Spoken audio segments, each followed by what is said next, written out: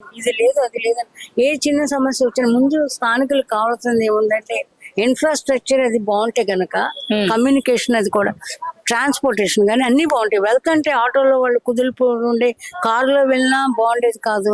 But main మనకు కావాల్సింది roads కానీ అన్ని వెల్ఫేర్ యాక్టివిటీస్ ఇవన్నీ కూడా చాలా బాగున్నాయండి. ఇవి అంటే అవి మనం చెప్పలేమండి, ఊరికే విమర్శించుకుంటారు కాబట్టి విమర్శించుకుంటారేమో, కానీ ఫ్యాక్ట్ ప్రజలకు తెలుసండి. ప్రజల్లోకి వెళ్ళి అడగండి చాలు. అది మరి మొన్న అసెంబ్లీ సమావేశాలు కూడా జరుగుతున్నాయి కదా, ఈ అసెంబ్లీ సమావేశాల్లో అసలు ప్రజలకు ప్రయోజనం లేని బిల్లులు పెడుతున్నారు, అసలు ప్రయోజనమే లేదని అంటున్నారు. మీరేమంటారు? ఆ సమావేశాలు చూసారు, ఎలా ఉన్నాయి? చూసామండి, నిన్న కూడా చూసాము. స్కిల్ ప్రతి గ్రామ సచివాలయాల్లో స్కిల్ ఆఫీసర్స్ కూడా చిన్న స్కిల్ డెవలప్మెంట్ ఆఫీసర్ పెడుతున్నారు. టాప్ లో అన్ని డిపార్ట్మెంట్లు కలిపి స్కిల్ దాంట్లో ప్రతి ఒక్కరికి స్కిల్ అందించే ఉద్దేశంతో డూప్లికేషన్ ఆఫ్ వర్క్ లేకుండా సీఎం గారు దీని మీద చాలా మంచి ఫోకస్ చేశారు.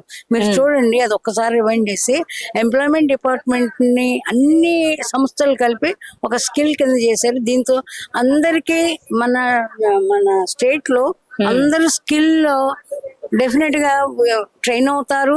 ఉపాధి ఆటోమేటిక్ వస్తుంది. ఒక స్కిల్ బాగుందంటే ఉపాధి అనేది కూడా జరుగుతుంది. సో నిరుద్యోగులకి చాలా మంచి అవకాశం ఇచ్చారండి. ఇదైతే చాలా ఎక్సలెంట్. నిన్న అసెంబ్లీ సమావేశాల్లో మేము కూడా చూసాము, చాలా బాగుంది.